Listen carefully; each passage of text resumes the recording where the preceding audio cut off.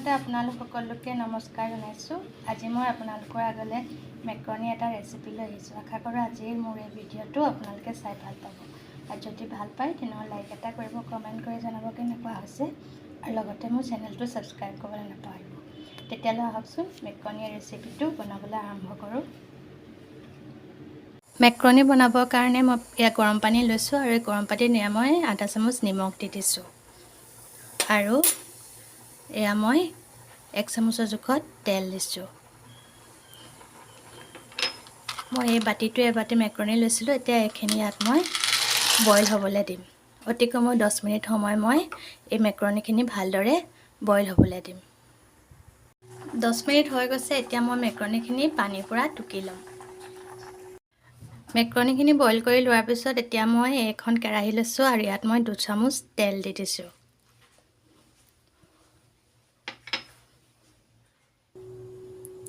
তেলখিনি গৰম হৈ গৈছে। এতিয়া ইয়াত মই অকণমান পিঁয়াজ দি দিছোঁ।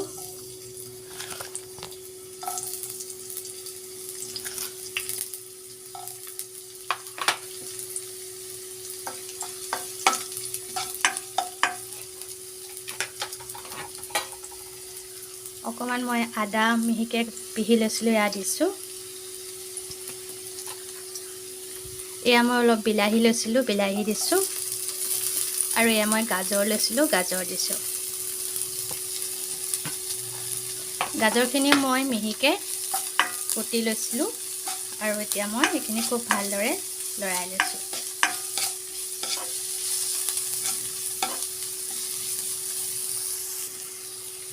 দুই তিনি মিনিটমান মই এইদৰে পিঁয়াজ, বিলাহী, গাজৰ ভাজি লোৱাৰ পিছত এতিয়া ইয়াত মই অকণমান নিমখ দি দিম। আধা চামুচতকৈ কম নিমখ দিছোঁ। এয়া ৰঙা জলকীয়া গুড়ি দিছোঁ, আধা চামুচতকৈ কম, আৰু এয়া মই অকণমান গৰম মছলা দিছোঁ। এতিয়া মই খুব ভালদৰে লৰাই ল'ম, আৰু অকণমান সময় মই সিজিবৰ কাৰণে দিম। ইয়াত কেঁচা জলকীয়া এটা কুটিও ভালকৈ দিবও পাৰে আপোনালোকে, কিন্তু মই দিয়া নাই ৰঙা জলকীয়া গুড়ি দিয়াৰ কাৰণে।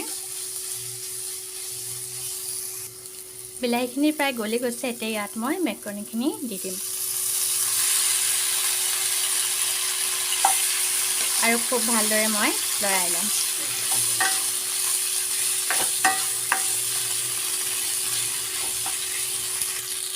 এতিয়া মই এয়া টমেট' চচ লৈছোঁ, এই সৰু বাটিটোৱে। এতিয়া এয়া মই দি দিছোঁ।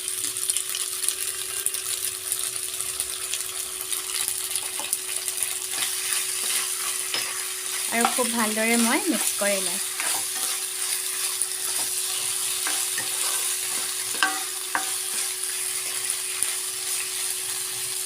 এতিয়া মেক্ৰণিখিনি প্ৰায় হৈ গৈছে। এতিয়া মই কেৰাহীৰ পৰা নমাই ৰাখিম। মেক্ৰণিখিনি হৈ গ'ল। মেক্ৰণি বনাবলৈ খুবেই সহজ, আৰু খুব সহজতে খুব সোনকালে হৈ যায়। আশা কৰোঁ আজি মোৰ এই ভিডিঅ'টো আপোনালোকে চাই ভাল পালে, আৰু যদি ভাল পায় তেনেহ'লে লাইক এটা কৰিব, কমেণ্ট কৰি জনাব কেনেকুৱা হৈছে, লগতে মোৰ চেনেলটো ছাবস্ক্ৰাইব কৰিবলৈ নাপাহৰিব। ধন্যবাদ।